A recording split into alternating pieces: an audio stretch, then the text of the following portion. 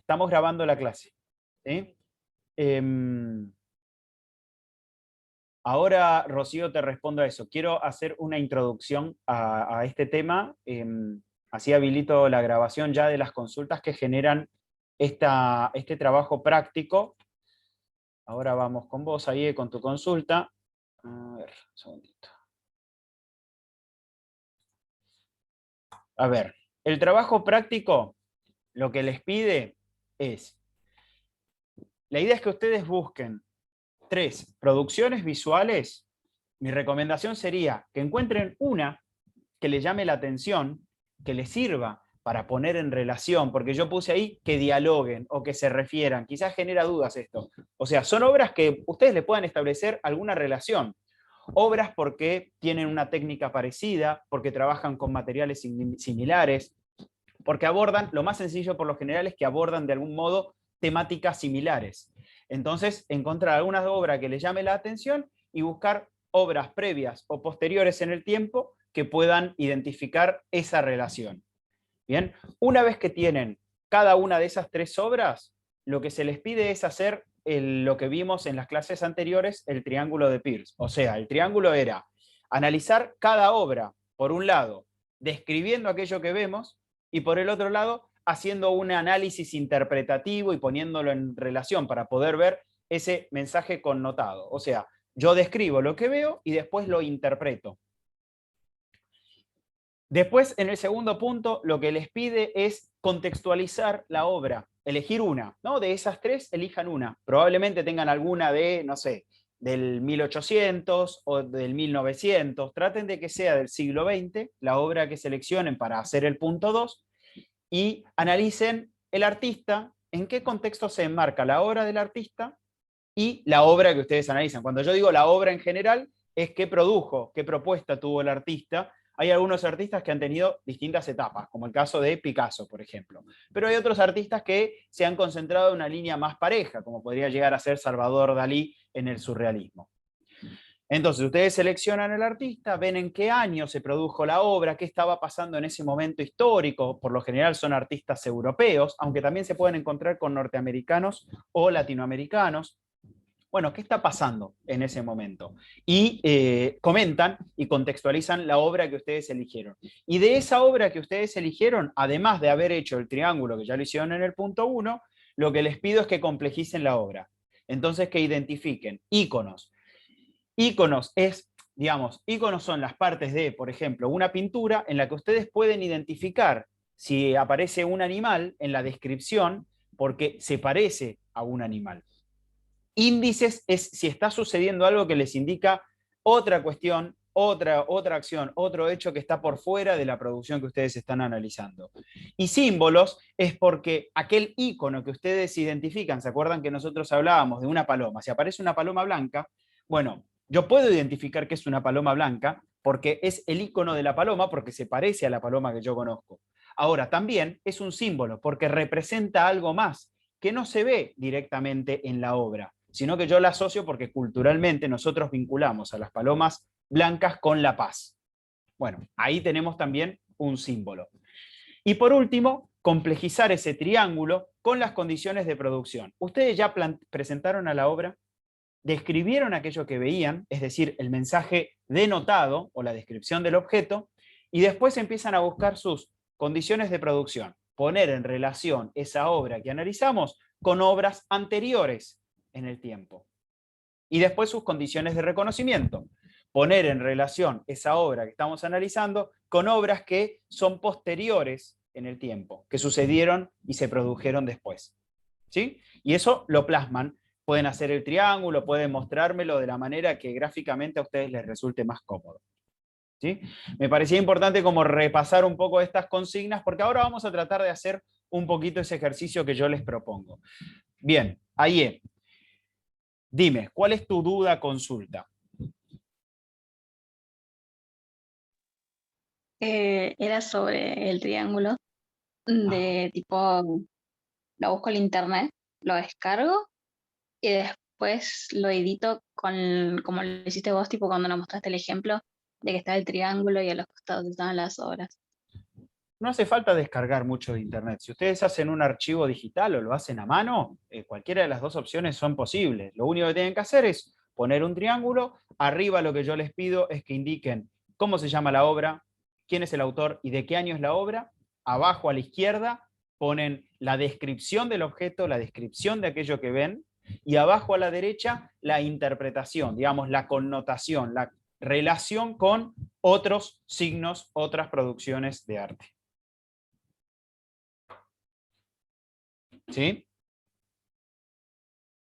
Bien.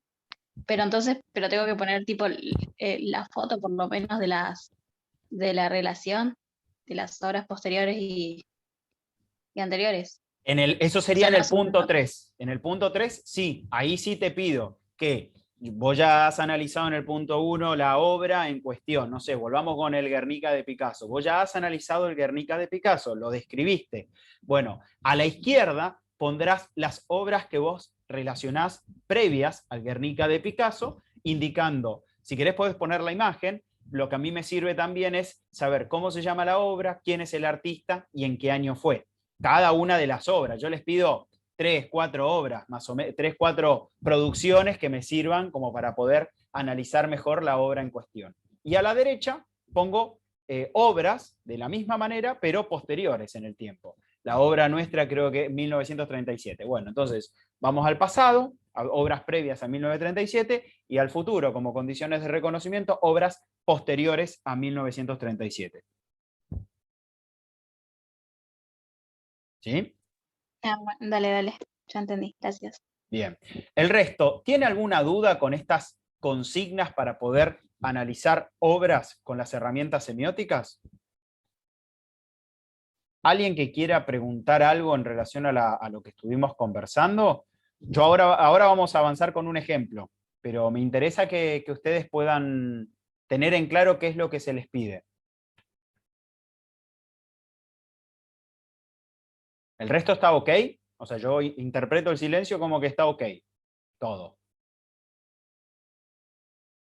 Bien. Quiere decir que estamos ok. Hemos entendido espectacularmente. Por ahora no, supongo que por ahora no hay dudas en relación a eso.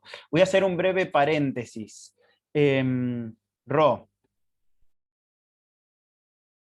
¿por qué te pido las respuestas del trabajo 2? Yo no recuerdo habértelas pedido. Dame un segundo que voy a ver tu entrega.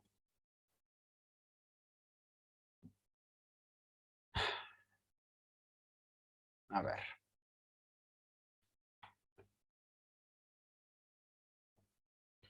No, yo no te pido que vos me mandes de vuelta las respuestas. Yo lo que te planteaba era... A ver, ¿para qué quiero leer? Entre acá aparecen juntas. Yo no te pido que me las mandes, las respuestas. Yo lo que te pido es que vos las puedas identificar en el texto. O sea, no sé si lo imprimiste o lo tenés en forma digital, pero que lo tomes a modo de apuntes, que cada una de esas respuestas te sirvan a vos para poder plantear tu propio ensayo. Vuelvo con lo mismo. Yo no pido que ustedes me manden las respuestas. Lo que conversaba recién con Ani era para poder ayudarlas por si tenían dudas. Si vos tenés dudas con algún concepto, lo conversamos en particular para poder identificarlo en el texto de Oscar de Hinderfeld. Ahora, yo no quiero que me manden las respuestas. Las respuestas les sirven a ustedes de insumo, de materia prima, de ideas para poder armar el ensayo personal. O sea, la postura que ustedes tienen. El anterior trabajo fue sobre lo que planteaba Avelina Lesper en el video. Bueno, este trabajo es sobre lo que plantea Oscar de Hindelfeld y puede ser criticar lo que él propone, puede ser analizar algunos de los conceptos centrales como objeto útil o como paradigma estético, por ejemplo. Esos son como conceptos centrales. O qué entendemos por obra de arte. Bueno, traten de elegir alguno de ellos. Mi recomendación siempre, siempre, siempre va a ser que lo pongan en relación con algo. No pueden hablar en el aire. O sea, ustedes no pueden decir, Oscar de Hindelfeld está mal cuando retoma a Heidegger para hablar del objeto útil. Solo con eso no alcanza. Yo necesito que ustedes me demuestren qué están entendiendo a través de ejemplos con objeto útil transformado en obra de arte.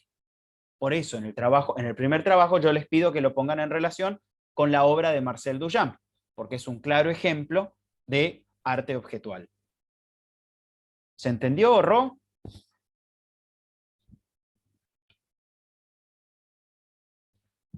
Para que quiero ver si... Sí. Ro, decime. No, decime, Ro.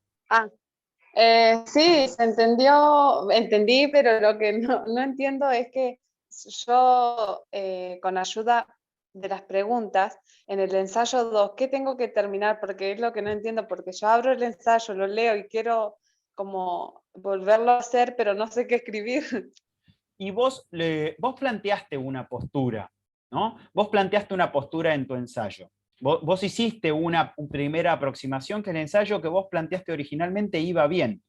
¿Cuál es el problema que yo le veo a ese ensayo? Es que, digamos, los ensayos son personales, ¿sí? Partamos de esa idea. El ensayo es un planteo donde no hace falta una prueba científica contundente. Entonces, en el ensayo ustedes están ensayando una aproximación teórica a algún tema, alguna postura, algo que le llama la atención, algo con lo que no están de acuerdo, ¿sí? Pero ustedes no pueden hablar en el aire. En el ensayo tratan de convencer a quienes les están leyendo. Bueno, para convencerles necesitan sustento teórico, sustento con ejemplos, sustentos con citas de autoridad, con conceptos. Esa parte del sustento teórico, con ejemplos también, es lo que le está faltando a tu postura. Así que lo que yo te decía es, volvé sobre el texto de Oscar de Hindelfeld, marcate las respuestas y trata de incorporar en el ensayo que vos ya planteaste, en la postura que vos ya sostuviste, conceptos, ideas, afirmaciones, ejemplos de obras de arte que te sirvan para darle más sustento a tu postura. Tu ensayo original que titulaste Cambios de marco no está mal como ensayo, pero está incompleto. Le falta fuerza, le falta poder de convencimiento. Eso se evidencia, eso le vas a dar más fuerza cuando vos recuperes conceptos que aparecen en el texto. ¿Vamos mejor? Sí, ya entendí. Gracias. Bien. Aye, otra pregunta. Tu pregunta es sobre el tema que estamos viendo de análisis semiótico. Sí, sí, Bien, sí. diga. Por ejemplo, si yo ponele, me baso en la obra principal, que sería la de, ¿cómo se llama esta? Los amantes de René De Magritte. Magritte. Sí. Magritte. Eso, ponele que, o sea, eso sería un beso. Y después yo pongo una obra que tenga un beso, puede ser, eh, o sea, puede ser que esté bien o no. O sea, Sí, por para, supuesto. Acá yo estoy abriendo para compartirles con el resto la obra. Dame un segundito. La obra es de 1928, ¿sí? Entonces, por lo pronto, esa obra puede ser analizada tanto en el punto 1 como en el punto 3. Hasta ahí, eso es importante que lo entiendan. La obra que se llama Los amantes de René Magritte aparece aquí. Ahí tenemos, Magritte le gustaba jugar un poco con la cuestión de tapar rostros. Y el ejercicio de descripción de esta obra es relativamente sencillo, ¿sí? No tiene grandes desafíos. Entonces, cuando yo les pido en la primera consigna buscar el análisis, o sea, desarrollar el análisis del triángulo para esta obra y otras dos obras que puedas poner en relación, ¿sí? Es describir aquello que ves, pero después interpretarlo. Entonces, en la interpretación está lo rico. La riqueza está justamente allí, en ver cuestiones del anonimato, en cuestiones de pautas culturales que podemos estar asociando a las cuestiones de principios del siglo pasado, en relación al casamiento, por ejemplo, en relación a la negación del amor extramatrimonial. Digamos, esas son interpretaciones que uno puede llegar a hacer a partir de las experiencias y los conocimientos que maneja cada quien. Probablemente vos a partir de este beso construyas otra interpretación. Y después en el punto 3, lo que yo te pido es que recuperes obras del pasado que puedas poner en relación con esta que estamos viendo de Magritte. ¿Sí? Que traten de que no sean contemporáneas, digamos, que no sean de fines de la década del 20, sino que sean bastante más previas. Por ejemplo, recuperar obras del siglo XIX donde se representa el beso, el amor, en una clase social determinada. ¿Sí? Por ejemplo, no sé, algo que me resulta interesante para poner en relación es buscar la cotidianeidad representada en el rococó.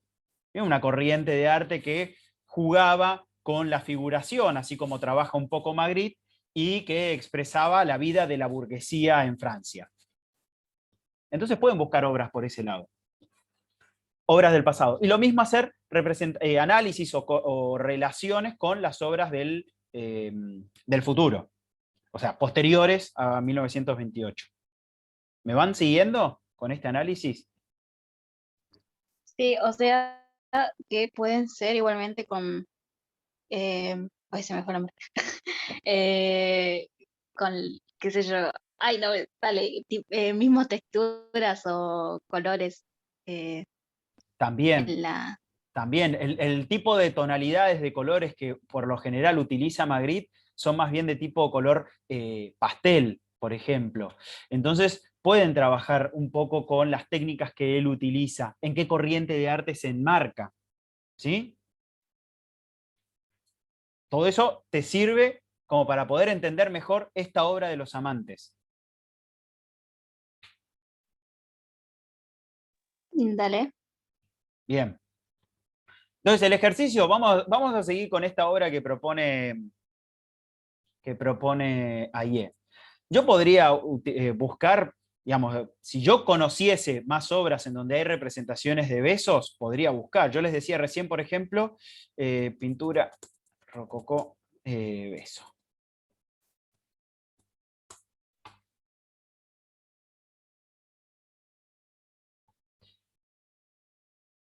Bien.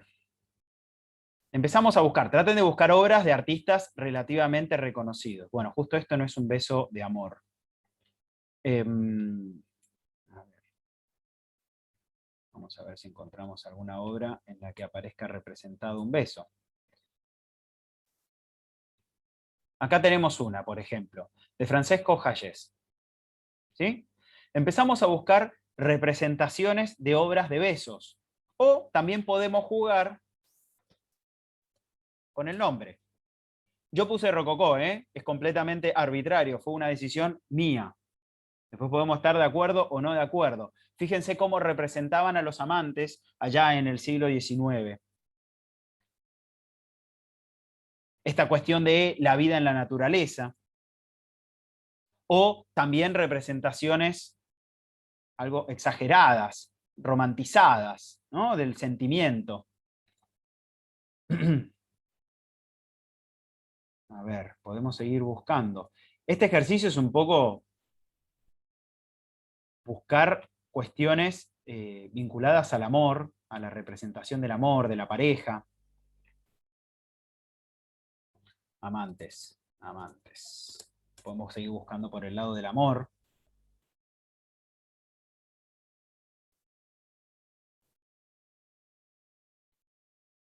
Fragonard, que es uno de los artistas referentes, cómo se representa todo exagerado en ese entonces. Fíjense que la representación en el rococó tenía una tendencia más exagerada en cuanto a las formas, en cuanto a las estilizaciones, a los contextos, a los entornos, y la obra de Magritte, no, la obra de Magritte es bastante simplificada, bastante minimalista, podríamos decir. No hay grandes elementos de la representación del beso y de la vinculación, ¿sí? Miren aquí, tenemos, en Magritte podemos encontrar también, esto empieza a aparecer solo, distintas representaciones o interpretaciones que se hacen de la obra y que se ponen en relación. Acá aparece, es una imagen pequeña.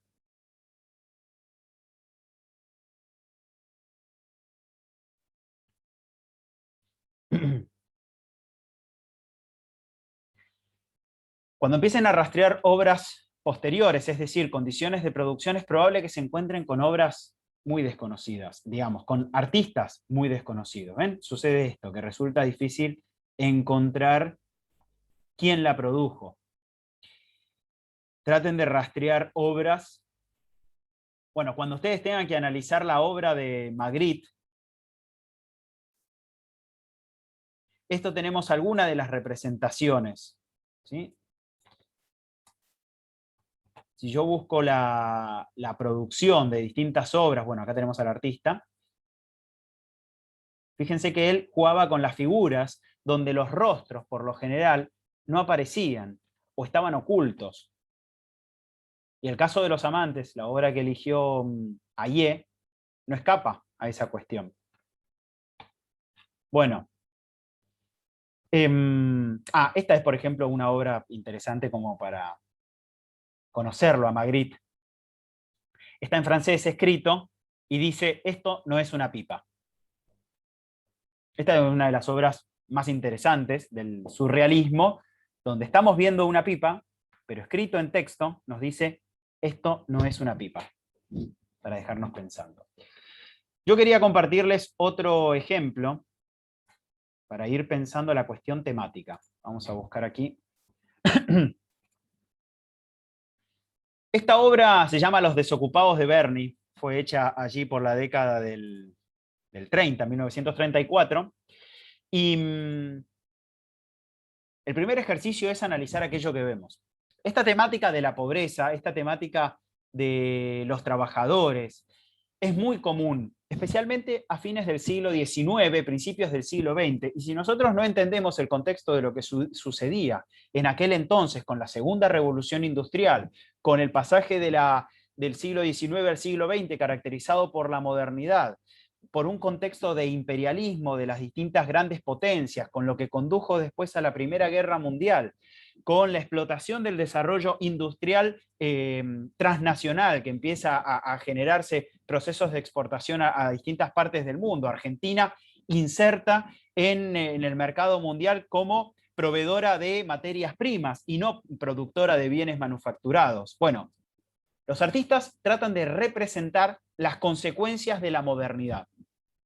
Las consecuencias de la modernidad tienen que ver con la pobreza, tienen que ver con las migraciones internas, tienen que ver con la explotación laboral, con las luchas por el reconocimiento de los derechos laborales. En este contexto, conmemoramos el Día del Trabajador, que fueron asesinados trabajadores, los mártires de Chicago. Conmemoramos el Día Internacional de la Mujer, que fueron asesinadas, incendiadas mujeres en las hilanderas, digamos, las tejedoras de fábricas industriales de Estados Unidos.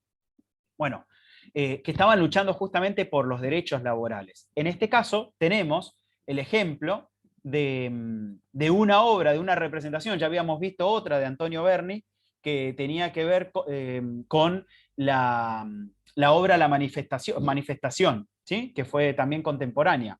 Bueno, en esta de Desocupados, el título nos ayuda fácilmente a interpretar la obra, donde vemos personas que están, digamos, si no tuviésemos ese título, podríamos interpretar de otra manera muy distinta a las personas que están durmiendo. Podrían estar tomando una siesta, pero ya con el título nos empieza a ubicar en el tema. Bueno, aquí tenemos una representación que es figurativa, no es una representación realista de eso que sucede. Y podemos ir, por ejemplo, a La sopa de los pobres. Fíjense que este es en el contexto del realismo, donde trataba de retratar las condiciones crudas de la vida social a fines del siglo XIX. Estamos hablando de una obra de 1884, fin del siglo XIX en Europa, de Giudici, donde muestra las penurias, digamos, las ollas populares, los pobres que estaban alimentándose con sopa, las personas mal vestidas, avejentadas, como venidas abajo, con los zapatos rotos o descalzos. Bueno, esta es la representación que se hace del realismo. Y en lo que decíamos de recién, de Antonio Berni, en relación a la obra de Los Desocupados en 1934. Y la cuestión del eje de la pobreza, de los trabajadores, de la desocupación, de las penurias, sigue sosteniéndose a lo largo del tiempo. Y yo buscando, por ejemplo, encontraba una obra más actual, del año 2001, de lo que sucedió aquí en Argentina. Ustedes no habían nacido, pero en Argentina durante 2001, pero explotó a fines del año y se profundizó en el año 2002, la desocupación se disparó por las nubes, la pobreza de la misma manera, y distintas imágenes de personas en las calles haciendo filas eternas para poder conseguir trabajo. Aquí tenemos una pintura del artista Mendieta que se llama Cuando digo futuro, donde aparece la cuestión de los clasificados. ¿Cómo tienen que buscar estas obras? Si ustedes eligen, por ejemplo, como hizo ayer, ella eligió el tema del beso, de los amantes, del amor, de la representación del amor a principios del siglo XX. Bueno, ¿cómo representamos, por ejemplo, la pobreza a través del arte? ¿Cómo es interpretada? ¿Qué se muestra? A medida que va evolucionando, que va progresando durante el siglo XX, se van incorporando distintas técnicas, entonces se utiliza, por ejemplo, el fotomontaje o imágenes de la vida real. Aquí tenemos el diario, capaz ustedes no lo llegan a ver, pero tenemos el diario Clarín y la parte de clasificados. Hoy en la actualidad no se busca trabajo a través de los clasificados de los diarios, se busca trabajo a través de Internet, pero en aquel entonces Internet no estaba tan masificado, tan extendido. Bueno, estas son cuestiones que nosotros las vamos a ir poniendo en relación. A partir de la obra Desocupados de 1934 de Berni, yo pude rastrear obras previas, hay tantas otras sobre la pobreza, como por ejemplo Sin pan y sin trabajo de la Valle, que era una de las obras que habíamos analizado para ponerlas en relación con Manifestación. Y también podemos buscar obras posteriores sobre la pobreza, la desocupación. Hay otra etapa distinta a la que vemos de Antonio Berni, donde ya empieza a trabajar con el collage, con distintos elementos, y podemos buscar la serie de Juanito Laguna o Ramona la prostituta.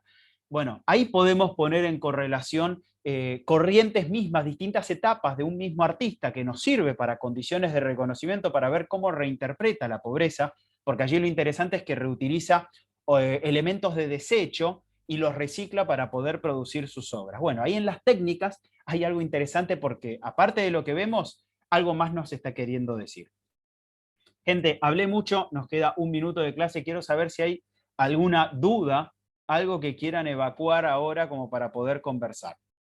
Me quedaron poquitos en la clase, pero me interesa saber cómo fue esta aproximación, el ejercicio que yo les propongo. Nathaniel, que te escuché poco, ¿se entendió?